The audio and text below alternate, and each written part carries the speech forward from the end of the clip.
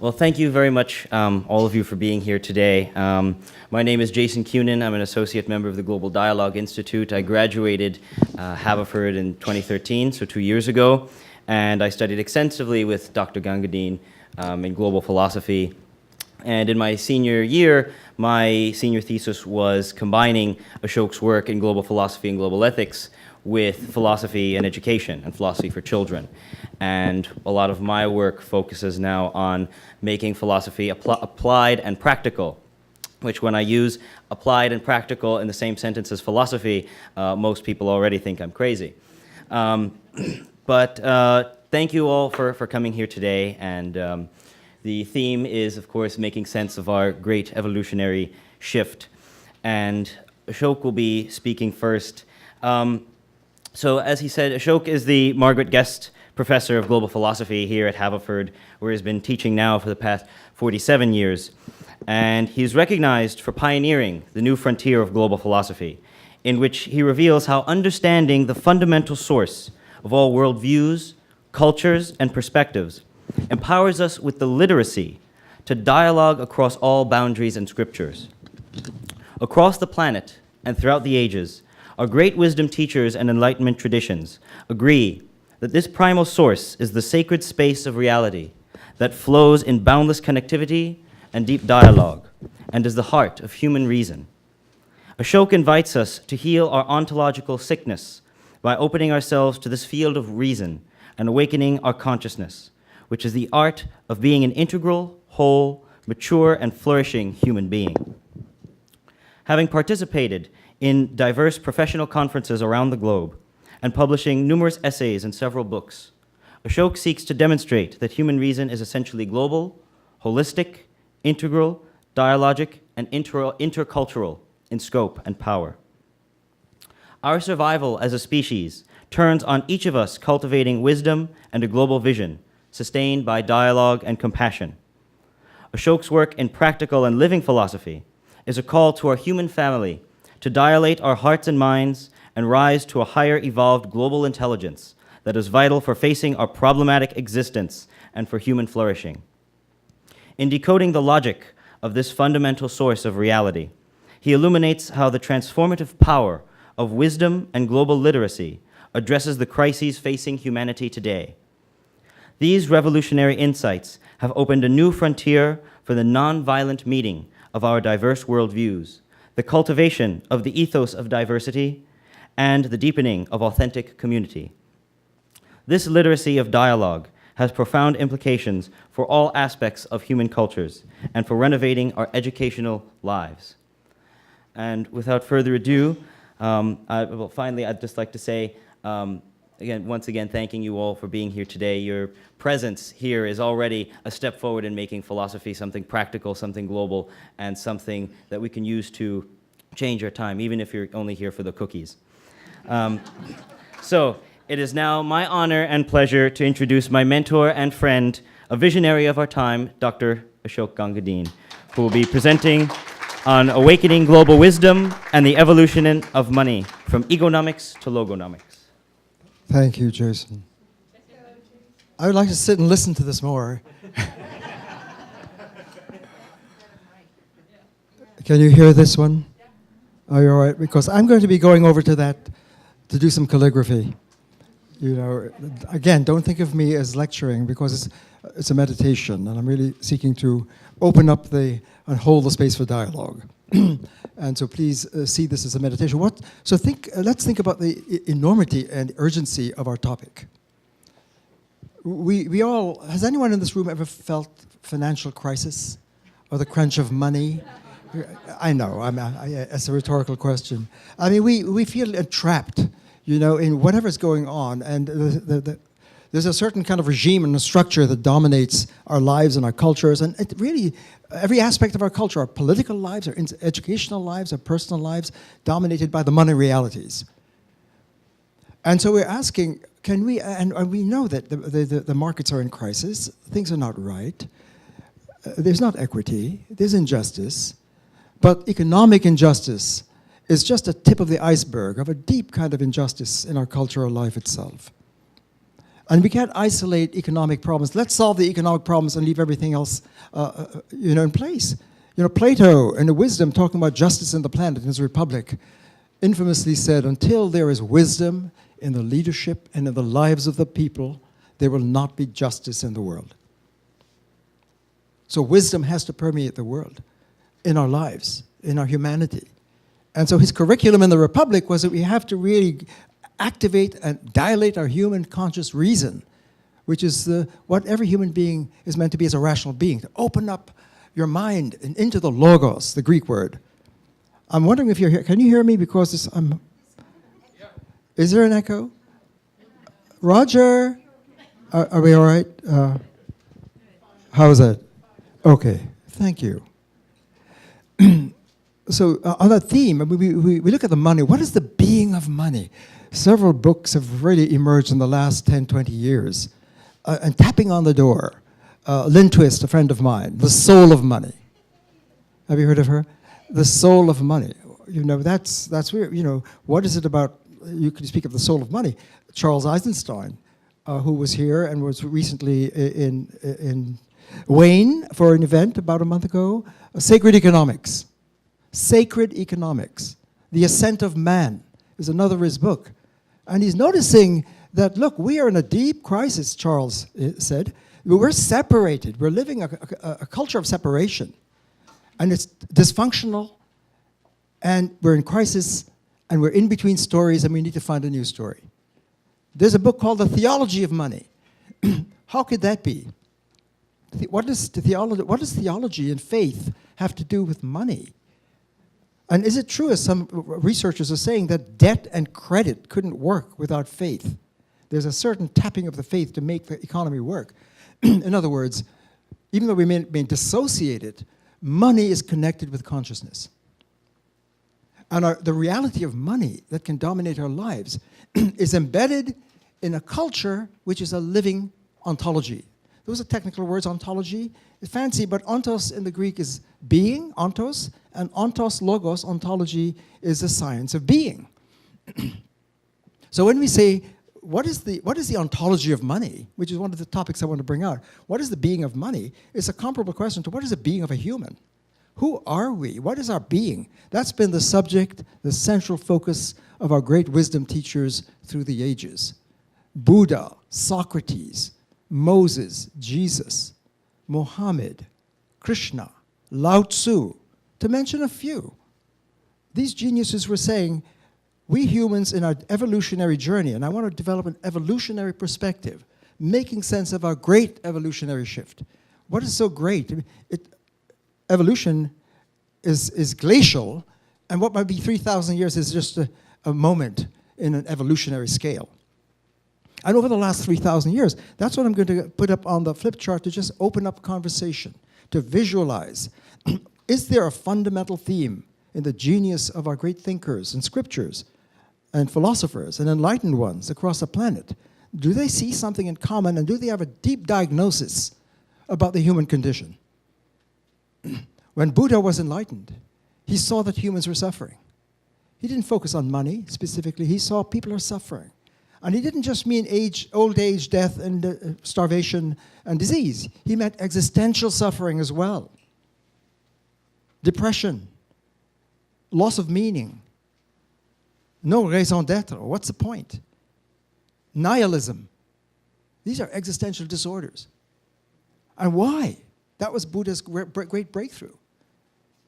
And he went, as you know, he left his kingdom and went out in the tradition of the sadhu, the holy person in quest, the liberal arts student of the day, to really see what, as a scientist, he's a scientist, to say, what is the source of the suffering medically? And he said, and when he finally went through all of the training at all the yoga schools and saw it wasn't working, he did the torment and the asceticism and it didn't work, and then he sat under the Bodhi tree, the legendary tree, and said he would not get up until he found the scientific answer. And it came upon him, again in that legendary 40 days and 40 nights period.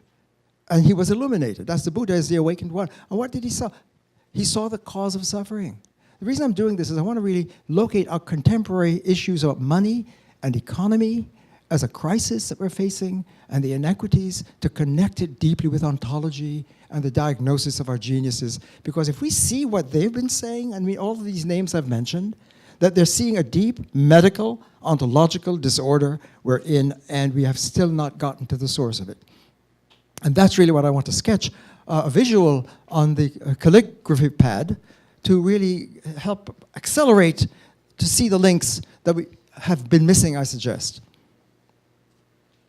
If I am writing a movie script right now because I feel I've got to get this out urgently to the people, and part of the scene is, and just imagine this with me, Abraham, Moses, Jesus, Buddha, Krishna, Lao Tzu, Socrates, Mohammed are going to show up in Philadelphia together in the 21st century because they apparently notice that humanity is not getting the medicine that they brought. They're pioneers opening the doorways into source. And the source is what all of the great, whatever name, Yahweh, Allah, Om, Tao, Logos, Shunyata, energy, spirit, whatever name we use for the fundamental field, they all saw it was infinite. And if it's infinite, they can't be two. It's elementary ABC. Because if there were two infinites, then neither would win. They would limit each other by the other. There can't be an other outside of the infinite, so it's got to be infinitely one. But then when you realize it's boundless and you can't draw a boundary, just try a moment. Imagine a basic cosmology and draw a circle around. You couldn't bound it. It's boundless. It's transfinite. That's what infinite means. It's beyond the finite. You can't finitize it. And if it's infinite and infinitely one, then its own inner logic is infinitely connected. Everything is connected in a deep unity, an infinite unity. And if that's true, it's a source of all. Source all. And if people got that, it's the ultimate game changer. Because you would see that Jesus and Buddha and Moses and Krishna are tapping the same source. They couldn't not. With different languages and different journeys and different sacrifices and different forms of wording it. But all the words come from source all, from the infinite unifying power. We shouldn't even call it the unity, we should call it unum. From unum pluribus, which is on the American penny. Pluribus means multiplicity in unity. And so on the back of the American penny, it says, e pluribus unum, which is an announcement of what we've got to go to. A space that's so powerful that the unum, the unity, holds the diversity and it doesn't water them down in a melting pot. It glorifies every individual to every grain of sand is infinite, as Blake would say. Infinity in a grain of sand and eternity in an hour. That's the logic of the fundamental field of reality.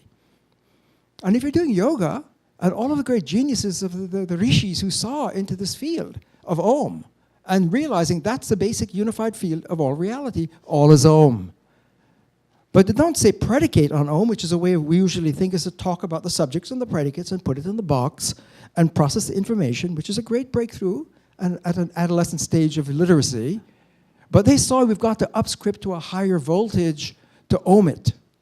And you can't predicate it, you got to meditate it. And when you meditate it, you surf it. And when you surf it, you're in the zone. And when you're in the zone, you're in peak performance because your being is turned on. And that's awakened life. And that's the human space. And that's the logos. That's the logos sphere. I'm jumping languages, I'm using different words, but the Greek logos is the source of all possible forms and the light of the mind and speech and meaning and language and value. And infinite goodness. And think of value of money. Because money embodies our being, our ontos, whatever ontos we're using. And we know that from the shaping of modern economic reality that we're in, whether you go back to Adam Smith and John Stuart Mill and Karl Marx. Karl Marx is a philosopher and scientist. And he's trying to understand das Kapital and how material conditions of reality as an ontology shapes history. And he's challenging Hegel, another genius of philosophy and ontology, who's saying Geist moves all history. In the spirit and dialectic of Geist, all of history is moving towards Geist, which is what? The infinite source. And Marx said, no, it's not, to Hegel. He turned Hegel upside down and shaped the 20th century and saying, no, material conditions, not spirit, matter rules. And that means money. That means resources, capital, labor. And you have the proletariat and the bourgeoisie, and the rest is history. And you know the 20th century was divided between the capital and the battle with... That's ideology. I'm just trying to remind us that the reality we're living in now is grounded in ontology. And if in the shaping of the European imagination and the American space in which we have our economy, there's certain ontology at work about, so is the human person a separate being, and I have my interests and desires, and that the world is there for me to use, and we have dominion over the world, and therefore it's a resource for us to use individually in maximizing our utility, and we're thinking that way, and we think calling that the laissez-faire. But why? Because the individual is... But could it be that that's a mistaken ontology?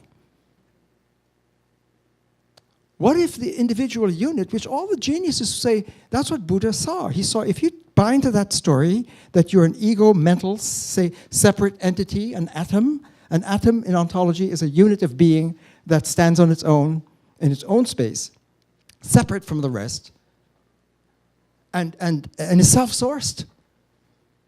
That's what an atom is. So if you buy into that ego story, I'm self-sourced. I got my own being. I got my own space. Right? Buddha saw that's a disorder. There are no atoms in that sense. Everything is interlaced. So if you can leave that space where culture across the planet is still living in that space, East and West, it's not just a Western thing. And if you can cross into that Buddha space, what's that? Shunyata, which means what? Emptiness. The overflow of fullness and abundance. Because every point is so powerful in that infinite flow, it touches every other point.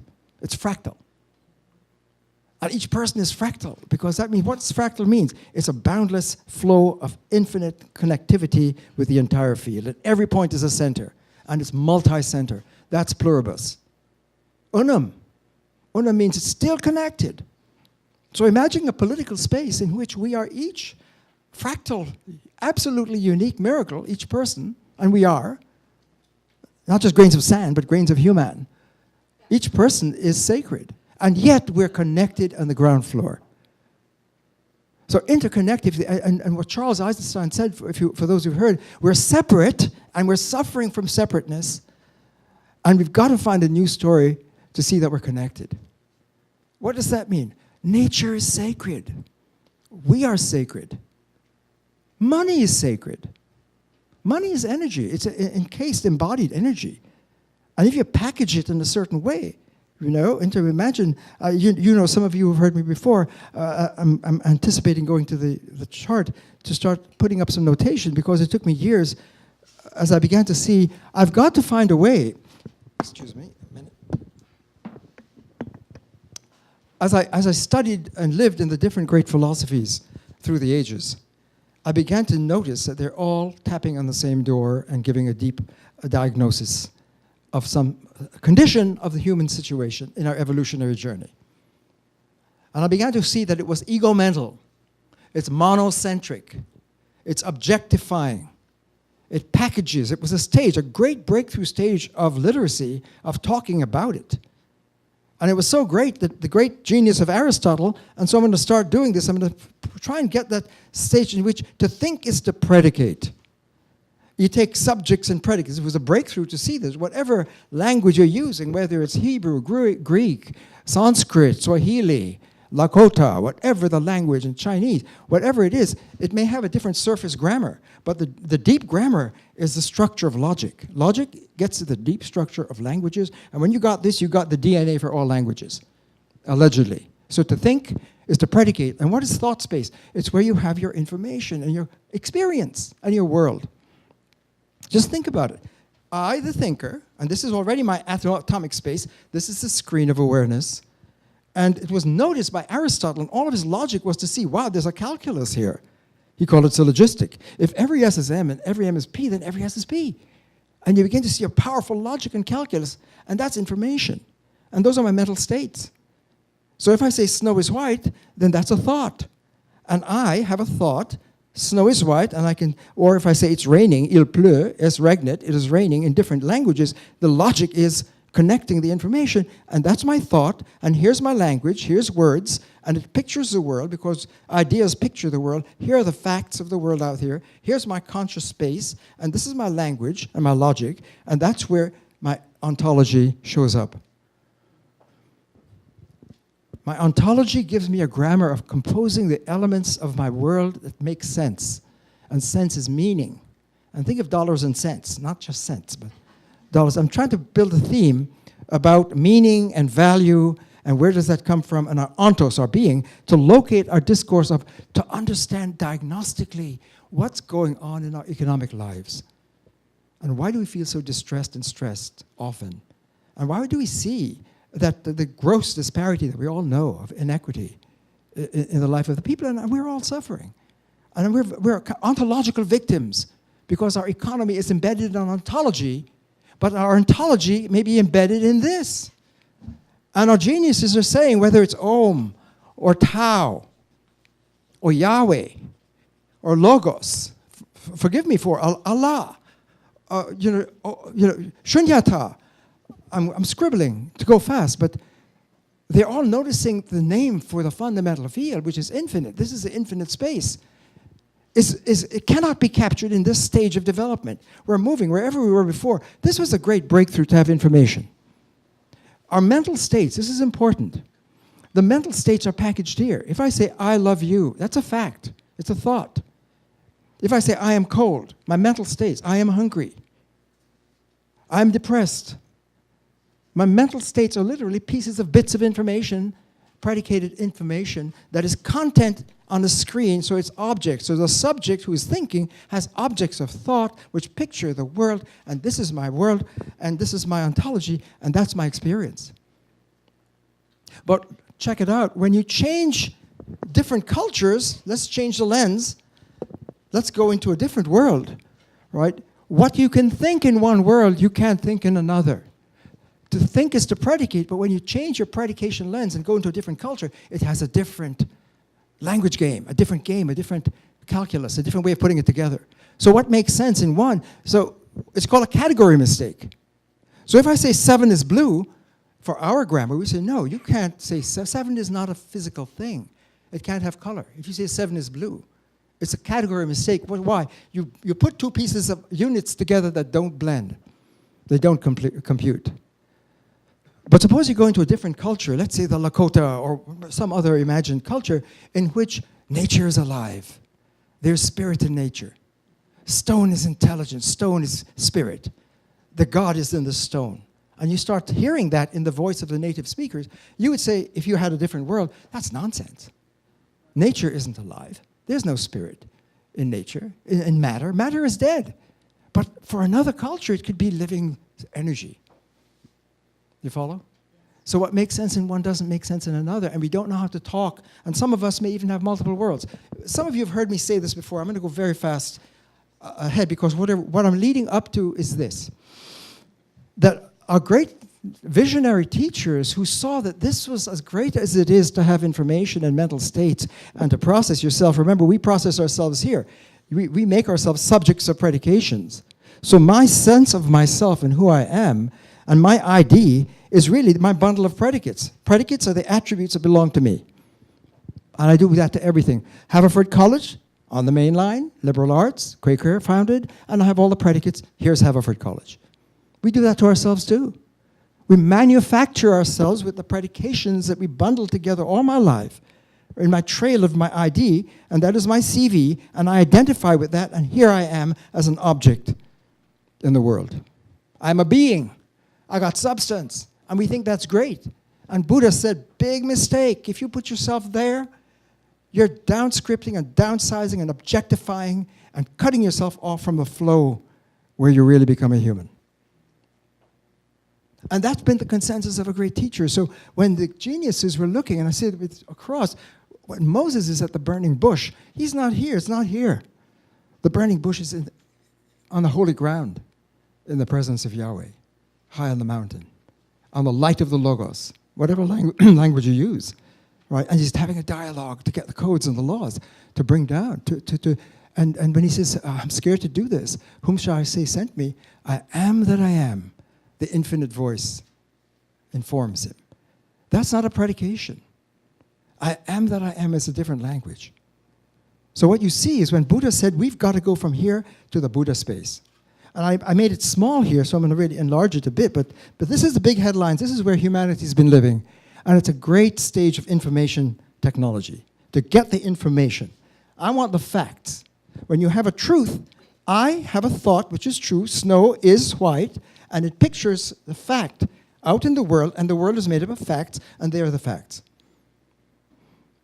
So that really is the mental state of, that we have when we call it truth. But notice how things are divided. And when you go into this space, things keep dividing because the law of identity governs this stage. Identity means A is A, S is S, P is P.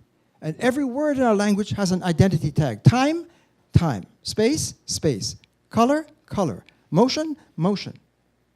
Substance, substance. Cause, cause. I. Every word has a tag and it's separate.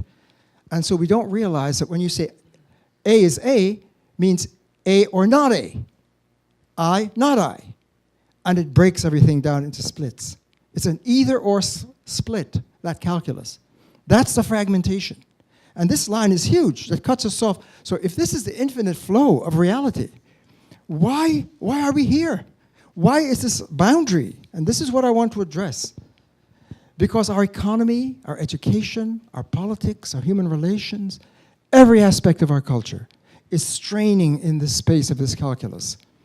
Despite the teachings that we've heard all through the centuries, rise people, rise into the deeper space of connectivity. When you go into this space, because it's the infinite flow, everything is connected and interconnected. So when you hear separateness and duality going into connection and unity, it's a cross of a dimension. In the biblical terms, ontologically, this is called sin. Sin is worse than we thought. I'm serious. Ontologically, it's a catastrophe. Because the fall from grace, from flow, into separateness. Why? Because I wanted my space. And if you could pull this stunt off and be a separate self-sourcing being, you would have demoted the infinite to a finite position. You would have othered it and stepped outside of it and othered it and therefore demoted it. That would be a huge act if you could pull it off. But it didn't work. It couldn't work.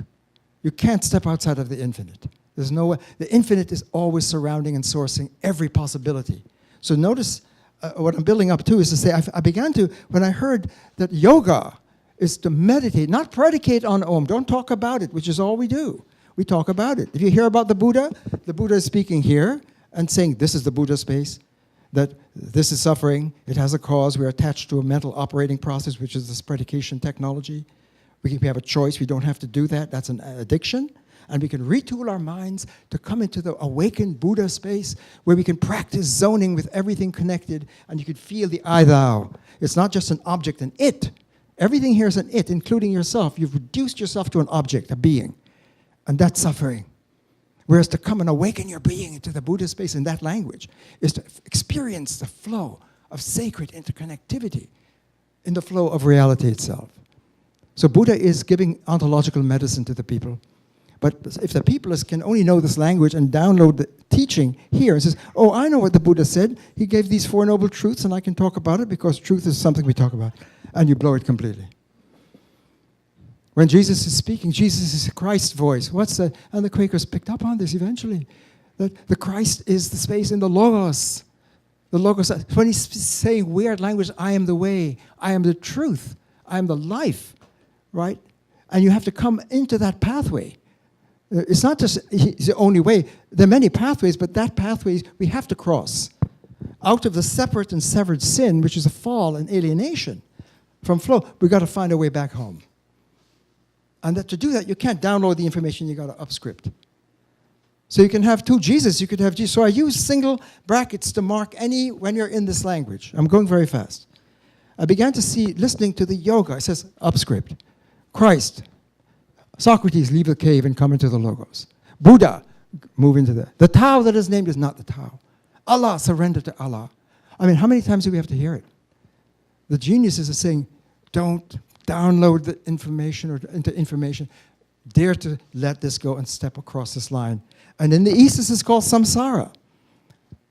So although it have different words, sin is the cut from being and falling into separation and a lifestyle, and we pass it on to our kids. It's a communicable situation. And the virus is passed on in our language to our children, and we do this to ourselves. And if we realize we're objectifying everything, including nature, one of the themes for us today is if we objectify nature, then how can we have justice? We'll desecrate it. Because our genius is saying, if you go into the Om space, if you go into the Christ space, if you really surrender to Allah and you understand it in Rumi, who got it and said, there's a field beyond question and doubt, and I'll meet you there. One of his great poetic lines over, the field, that's the field. Why? That's reality. That's where everything is flowing and interconnected. That's dialogue. This is monologue, because you always use your lens to listen to everything and interpret things from your lens, and you put that on the other person. And there can't be love here. Relations are compromised. Because if I'm seeing my significant other, my lover, as an object, and I give her a card, honey, you're the greatest thing that ever happened to me, intending to show love, she'll send it back to you if she understood this. Say, honey, I'm not a thing. Don't objectify me. Yeah. So I use double parentheses to mark when you cross from this language technology into this connected space of deep dialogue where I here, if I dare step into this space, I am, then everything, every other is not an object, but, and this is awfully messy, I'm going to change this picture. You don't, when you step into the sacred space, I'll sum this up very soon, but I'm trying to capture a theme of centuries across the planet. I began to see, I've got to find a way to help people and my students recognize, when am I speaking this? And when am I actually listening to the voice of Buddha or the voice of yoga? Because the first axiom of yoga is the quieting of predication. And you quiet predication when you let go of that calculus and way of using reality and packaging and objectifying reality. And to do that, you've got to give up your ID, your story that you've been so riveted and fixated with, which is a kind of deep, scary sacrifice. It's scary to let go of your identity. But when you realize that you're doing identity theft because you're much more than your ID here, your ID is deeper. If you can go in and dare to become an awakened self, it's scary. And the theme I'm really opening up is, if the genius of the planet is right in saying, and look, here's a single bracket dollar. I mean, right, this is really, money is going to reflect, if we're commodifying ourselves, and nature, and our children, and our education, and our information, and reality, and it's commodified and objectified. And the teachers are saying, don't do that. Don't treat a person as an object. We're human. It's a mensch. We're persons. And the moral space, this is where you wake up rationally and morally, aesthetically, to stand before the Van Gogh painting and let it speak to you, to stand dearly, to stand open in terms of the other person, of the other culture, and listen to her, and really with an open heart and an open lens, and have lensitivity. You mean to dare to open and dilate your lens is to cross into the awakened space. What would money be like if we could do that? Because what I noticed is that, wow, these two files, these two technologies are conflated in the everyday cultural space. Doesn't that feel a lot better to do that? They're conflated. I want to speak of conflation. You know, but deflation and inflation when we talk about money. But conflation is more severe. Conflation is the condition, I began to see it just scientifically as a first philosopher. By the way, first philosopher, the word first philosophy comes from Socrates and Aristotle. He named it in his metaphysics. He saw that what's the deepest inquiry we could have? It's into being. And so what is the first science is the science of being, ontology. Why? Because whatever other science you have, like economics or physics or biology or whatever political philosophy or ethics, it's going to be a way of being. So if you have the code, the DNA for being, you'll have the code for every other field. So first philosophy born with Aristotle, but not with him. Buddha is doing first philosophy. Om is first philosophy. Tao is first philosophy. Yahweh, first philosophy. Why? Because they're trying to get the logic of the first. They're trying to honor the first. And in fact, everyone in your culture, you're living a first philosophy. Your culture encodes an ontology. And I say to my students in my global ontology class that if you don't do ontology, which is consciously, your ontology will do you. It's true. Your culture, you'll just be buying into it. And that's what Nietzsche saw with slavery. Because if you don't wake up to say, well, what am I inheriting in my cultural grammar? My world, my experience, my life, my way of making sense, my science. Because if you're using a Newton lens, you got a Newton world. If you use an Einstein lens, you have an Einstein world. If you go to Hawking's, you have a Hawking's world. If you go to Freud, you have a Freud world. When you change your lens, which is the revolution of culture, you change your experience in your world. So what's going on in the economy that we seem to be trapped within and is deeply embedded in our ontology? We have to get justice. The question of justice, I'm posing a very important challenge. So when you're realizing, I'll change my pens because this one is going into deficit and debt. To use a metaphor, it's bankrupt. If it were red, I would say it's gone into red. I want to go into the black. There we go. So now you have to realize this, and I'm doing this, it took me years to get this right. Double brackets is the space of the infinite field, by whatever name. Logos, Tao, Om, Yahweh, Allah, whatever name you do, and even if it's not named, it's infinite, it has infinite names. It's infinitely one. There can't be more. So it's infinitely open and uniting everything, so everything is connected. So if you have a PowerPoint in the double bracket space, every point is connected with that. Whereas when you're in this space where we are dominated in our culture at this stage of our development, because of my belief system, what are your beliefs? What you affirm or deny. I believe that Jesus is my Lord. I believe smoking causes cancer. These mental states are beliefs, and your belief system is here. And the path to go from here into this space, which is where our teachers are calling us, means I have to step back from the lens that I've been privileging, whatever it may be, and it could be multiple. I could be a multiple. I could be a biblical believer, a practicing Jew, or Christian, Muslim, let's say, and I believe in the biblical world. And that's one way of thinking and living. But I'm also a practicing physicist, and I know the Big Bang is true. So I know that Genesis is true, but the Big Bang is true, but now they don't talk to one another because my spiritual world and my scientific world and my ecumenical world is a civic American, and I'm doing yoga, and I'm feng shui, and I'm living multiple worlds, and each world gives you a different ID. It's a serious situation. If you have multiple worlds you're living, multiple inner cultures, and you can't dialogue, then you're a multiple, and you can't be integral. And one of the themes about fusion and ecological economics, we're all on the same page here. We've got to go integral. Because if you're disintegral and you're using a calculator, it's going to disintegrate you. You can't have health. And if you don't have health, how do you get well-being? Your being has to be whole. What do? You need a holistic calculus. What's that where things interconnect? So any word you use here, single bracket word, it has a double bracket analog. I almost need a page. I'm going to flip the chart, but I'll come back to this one because I'm not finished with this. I'm trying to say we're always in the infinite field. We cannot step outside of it. If you could do this and say, oh, excuse me, I'm outside of that field, that would be unbelievable. You'd be more powerful than the infinite to do that. I hope you get that.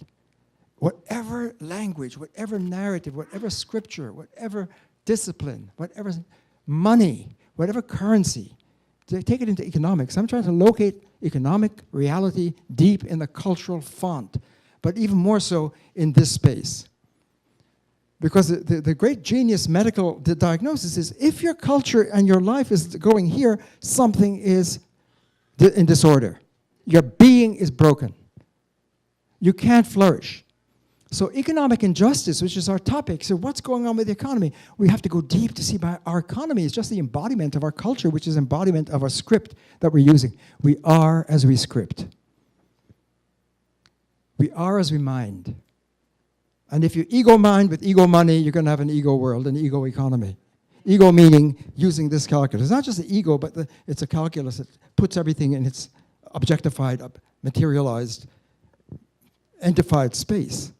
So our money is going to reflect who we are. If I objectify myself and my money is objectified too, I'm going to have single bracket dollars. But when you go into this transformation, into the double bracket, things open up in a profound way. But remember my theme. This is one of the main themes. I'm going to wrap up soon. I have to be mindful of time. Imagine that we're living in a reality in which both these fields are conflated in the same space, and the only language we know is single bracket language. And when we hear Jesus speak, we interpret it this way. When we hear Muhammad, we put it here. When we hear Buddha, we speak the Buddha here. We hear yoga, we have yoga in America. But yoga is basically ego-based yoga. And ego-based yoga ain't yoga, because the essence of yoga, the first axiom is yoga is the quieting of the ego calculus and moving into the Om script. So we're missing it. So in other words, conflation is perhaps the biggest diagnostic of our human situation now. We don't even know we're conflated. We don't know that we're downscripting the genius and the medicine into our space using a calculus that's the problem. And we cannot solve the problem in that space. We've got to upscript. And what happens then? I'll wrap up in a moment, because this is just to provoke some dialogue. When you go in from here to there, like I, single bracket, double bracket I, what happens to me if I dare to open this up? And how can I do that? I'll come back to this, I promise. I just want to show a simple distillation of everything I've done so far. That whenever you write your name, whatever your story is, and that represents, and it could be multiple, I could have multiple, this is the truth. You are always situated in your higher self. Your higher self, your zone self, is always with you and closer to you than you are. That's part of the deepest medical diagnostic of our geniuses. Your Om self is right there. Your Buddha self, right there. Your Christ, right there. And the Quakers knew that. This founding of this college for the Quakers, Christian mystics, who saw that it's not the church, it's not the building, it's not the scripture, it's not the icons, it's here. The Christ is right here. So let's put down everything else, sit and face each other and let the Christ speak. And that's why we quake. That's why they're called Quakers. It's really the Society of Friends of Truth. The society is called the Society of Friends of Truth. And truth is in the awakened Christ space. And if we can gather together and put everything aside and look at each other and sit and check our egos at the door and let the Christ speak, we're going to quiver. We're going to be Quakers. And that's really an example. And that's this college. And what Peter was saying is to see that what's happening to Haverford Founders? Has it become Flounders Hall? Is a question I must ask. I said to my colleagues a couple of years ago, are we lost in Founders?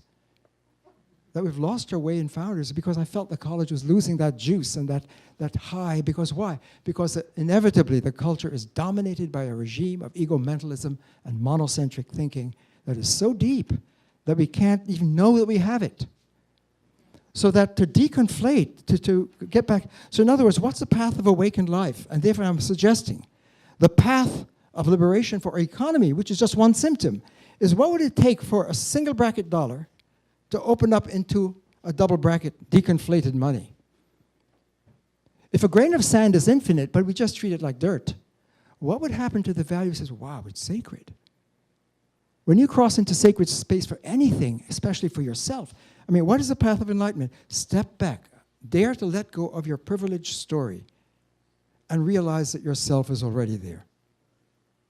So if we're conflating ourselves and downsizing and minimizing and disvaluing, and the whole point of enlightenment and awakening is to transvalue, upscript, open up, tap the power of one, the Gandhi space, the Christ space, the Buddha space, something happens to your value.